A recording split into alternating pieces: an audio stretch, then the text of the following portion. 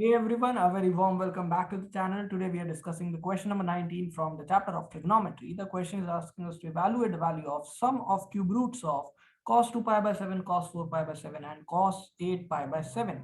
The maximum time allotted for this question would be 25 minutes and ideally you should try to do it within 11 minutes. The level of this question is certainly Olympiad level. IIT JEE would never ask such kind of a question. However, the learning experience will be certainly very worthy, and basically all the techniques that will be used will provide a very good learning experience. That's why we have taken this question. So you can try out the question and then return back to have a look at the correct solution.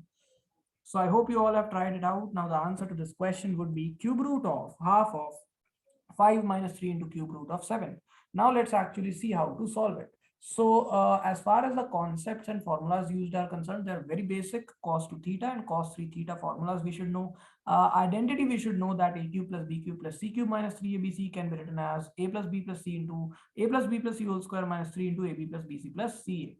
Now let's see how to actually solve it. The expression e can be written as sum of cube roots of cos 2 pi by 7, cos 4 pi by 7 and cos 6 pi by 7. The reason is that cos 8 pi by 7 is obviously equal to cos 6 pi by 7 because their sum is 2 pi, and whenever alpha plus beta is 2 pi, then alpha can be written as 2 pi minus beta, taking cosine both sides and using properties of cos alpha is equal to cos beta.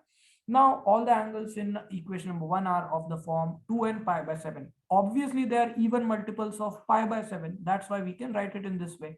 Cross multiplying, we get 7 theta equal to 2n pi. 7 theta I can write as 4 theta plus 3 theta, and 3 theta I have transposed to the right hand side. Then taking cosine both the sides, we obviously get cos 4 theta is equal to cos 3 theta.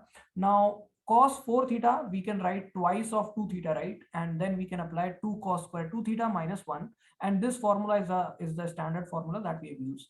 Now cos 2 theta can again be written as 2 cos square theta minus 1, and on opening this and simplifying and rearranging, we get this expression as an equation in cos theta.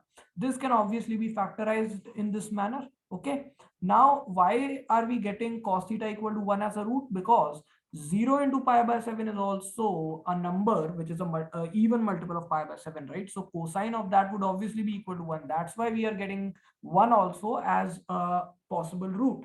However, in our case, we only want to consider theta 1, theta 2, and theta 3, which are 2 pi by 7, 4 pi by 7, 6 pi by 7. So clearly for any of these thetas, cosine theta would not be equal to 1, right? So we can just cancel this out and we can be sure that theta equal to theta 1, theta 2, theta 3 will all satisfy this equation in theta.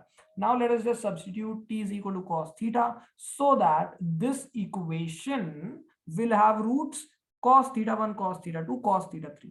And those quantities we are calling as T1, T2 and T3. So that's pretty much all we are saying, that it will have roots T1, T2, T3, and T1, T2, T3 are cosine theta 1, theta cos theta 2, cos theta 3, and theta 1, theta 2, theta 3 we have already defined as the angles 2 pi by 7, 4 pi by 7, 6 pi by 7. Now, what we wish to find is E, which is equal to cube root T1 plus cube root T2 plus cube root T3, because that is exactly what is written here in the first place. So what we are now going to do is we'll just find sum of roots taken one at a time from this polynomial equation, sum of roots taken 2 at a time, then sum of roots taken 3 at a time. And these are very basic. We have just used theory of equations. Now we are going to use this identity, right? In this identity, first of all, we will put A, B, C as cube root T1, cube root T2, and cube root T3, so that we'll get this expression. The reason is, what will be their cubes? What will be the sum of their cubes in this identity? That would obviously become T1 plus T2 plus T3, which we are calling as S1. Their product would obviously be cube root of S3, and this expression would become sum of cube roots, which is obviously the expression E. So that's because that's what we have defined, right? And lambda we are calling as this quantity, sum taken 2 at a time. This particular quantity we are calling as lambda for the terms cube root T1, cube root T2, cube root T3. Now S1 we know, we also know S3, so those values we put in and open this up, and this is the equation that we are getting, and we are calling this as equation number 2. Now in the same identity, we are now going to put A, B, C as cube root T1 T2, cube root T1 T2 T3, cube root T3 T1. So on doing that, their sum of cubes would obviously be equal to S2, and their product would be S3 square cube root, right? Now inside we are getting a plus b plus c, and their sum we have already defined as lambda, so that's what I am putting it here. And this expression becomes this ab plus bc plus c expression is obviously this. Now one thing we can observe is that we can take out common cube root cube root of t1 t2 t3. So if I take out that common from this particular expression, that obviously becomes cube root of S3, because T1, T2, T3 is S3, and inside we'll be left with cube root T2, cube root T3, and cube root T1. So their sum is basically cube root T1 plus cube root T2 plus cube root T3. That is precisely what we have defined as E. So that's how we have been able to form this equation. S2 value we put in, S3 value we put in, open up this bracket, and S3 also value we have put in. So that's how we are able to get this equation. On simplifying, this becomes the equation number 3. Okay, so from equation 2 and 3, what can we now do?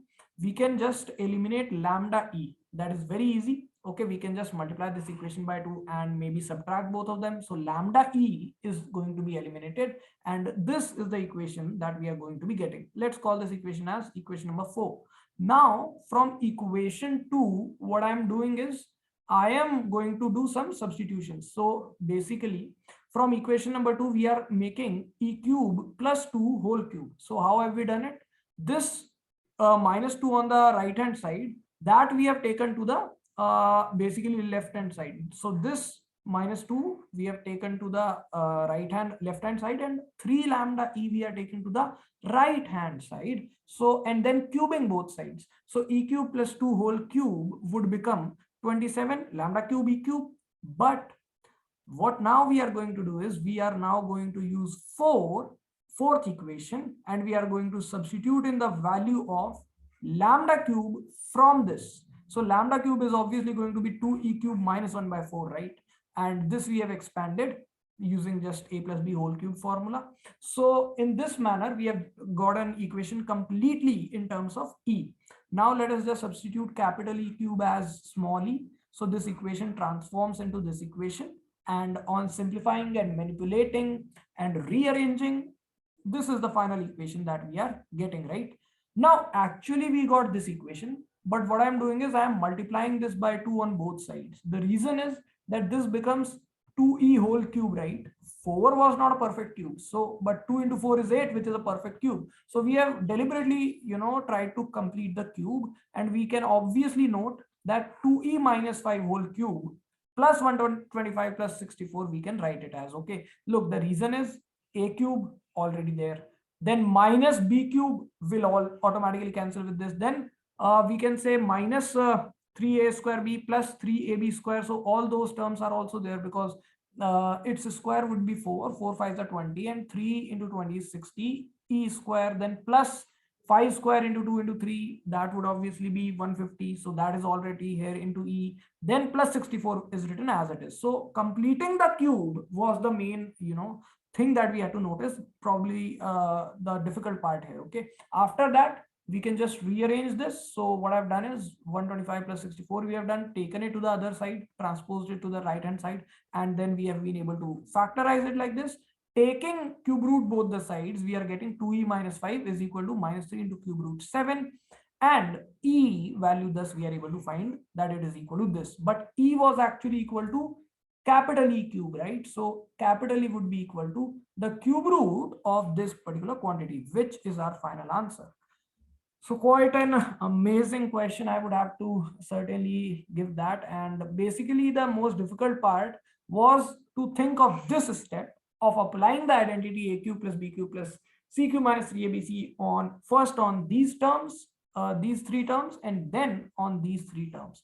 Apart from that, the question was quite manageable. So I really hope you all were able to enjoy the video, and make sure you like the video, comment down below what more you would like to see next, share it with your friends, subscribe to the channel, and I'll see you all in the next one.